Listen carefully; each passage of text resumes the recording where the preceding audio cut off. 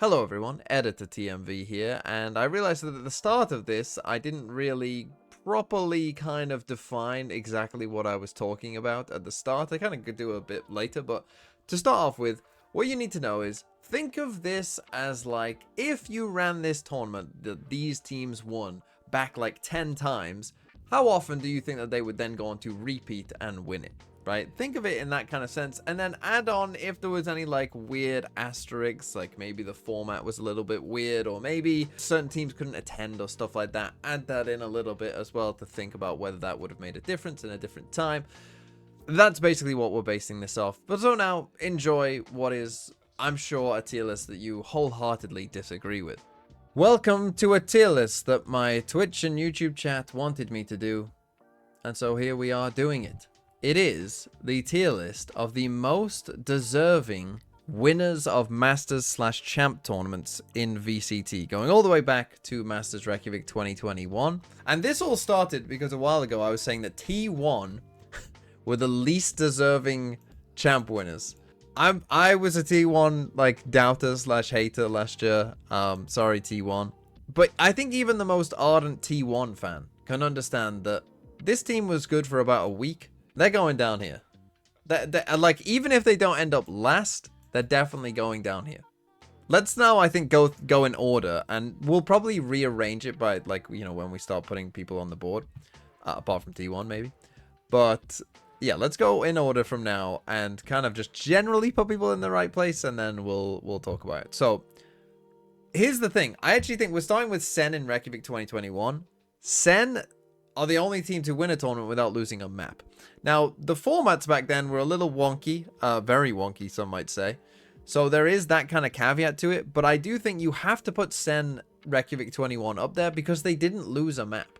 So I do think that Sen 2021 have to be up there somewhat because that is a pretty impressive achievement, and also they were definitely the best team at that time. I don't think anyone doubts that. And then we come to Gambit as well in 2021 Berlin. And I think Gambit, overall, again, they won the grand final 3-0. I don't think anyone doubts that, like, Gambit were a very good team. They finished second in champs as well. I'm not sure I'm going to quite put them in S, but I'll put them in A for now. Maybe, again, we'll rearrange this. Maybe they will end up in S. But they're definitely a deserved winner. They might actually end up in S, to be honest. But certainly A tier. Certainly a very deserved winner. Now we come to Ascend. Look, I've worked for Ascend in the past. I'm no longer with Ascend, so I can now give you an unbiased take if you want. But people always think that Ascend were like this, you know, just like, oh, they randomly won a tournament. Ascend were one of the best. Like, they were like top 3 EMEA that year for sure. I mean, they won champs, so they were probably second to Gambit. And it wasn't like they were completely undeserving. I know the whole, like, they had the weird ruling with the Vivo keyed camera thing, all of that. I do agree that perhaps they are less deserving than, you know, some of the others here, because of course all of these are good teams, but I don't think they're nearly as fraudulent as people remember. It's just because you weren't around for the start of 2021 maybe, and you don't remember what was going on. So I'm going to put Ascend, I mean, I'm going to put them above T1. But there was a reason why everyone thought CNED was like one of the best players in the world. So actually, maybe they're C tier. No, I'm putting them in C tier. Optic Reykjavik 2022.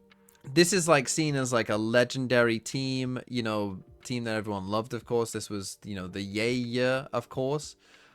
This, I think, actually does have an asterisk on it, though, as well. Like Ascends does, maybe, with Vivo Key. This one does as well, and the FPX, who we'll get to in a second, were the best team in EMEA and weren't allowed to attend. And also Fnatic had to have 2 subs as well. Now, you could argue that Optic, you know, still would have won the tournament, and that's a perfectly valid argument. I personally argue that FPX might have won that tournament. I do believe that FPX with their full team might have won that tournament, considering that they literally did win the next one.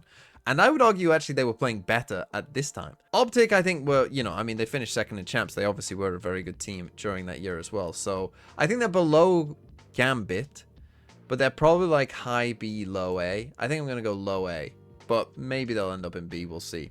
And here we are with FPX. This, I think, is a team that a lot of people would think should be low on this list, but I do not think should be low on this list at all. Literally, as soon as Sugetsu got to Copenhagen, they didn't lose a game. Like, as soon as they actually had their team, they won every single game.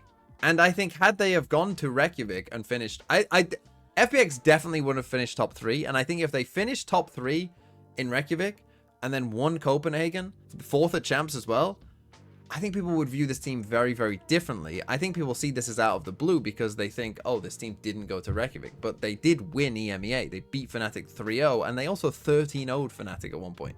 This to me, they kind of just got robbed from things that were completely out of their control. So I actually think that they are quite deserving.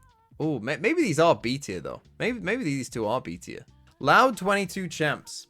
We're a very good team. Obviously finished 2nd in Reykjavik and then won Champs. They were very good. I kind of want to put them right next to Optic. Just because, you know, it feels right. Do I put them above or below?